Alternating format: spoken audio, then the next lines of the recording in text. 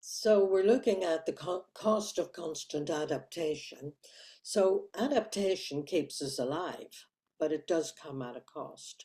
It's good to be able to adapt to different conditions, but when you're always adjusting to others and reading the room and anticipating what everybody else needs, and your own signals fade into the background.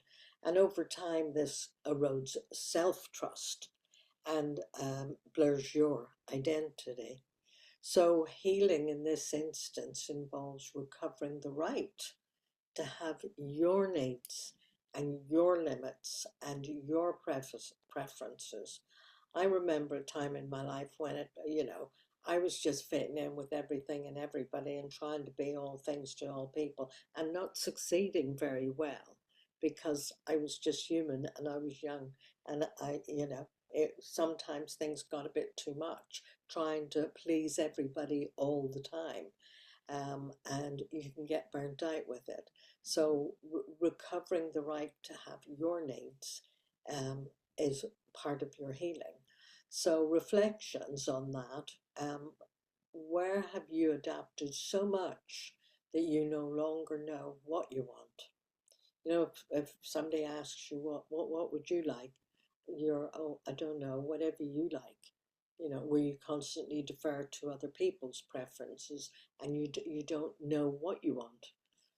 A second question to ponder on is, what signals from your body do you tend to override?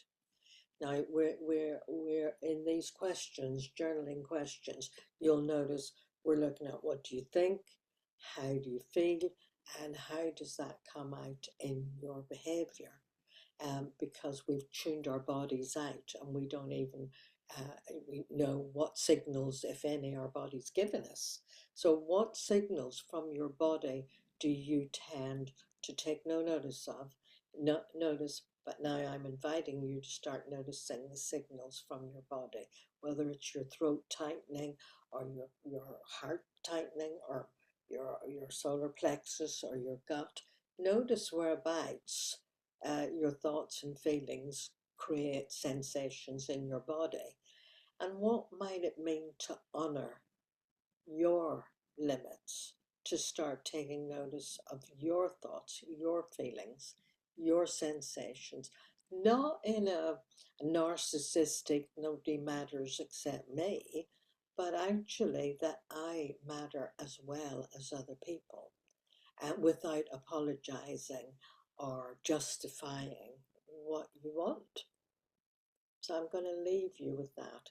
So if you find that helpful, click like and subscribe, and I'll see you in the next video when we talk about what happens when yourself goes missing. I'll see you in the next video. Bye for now.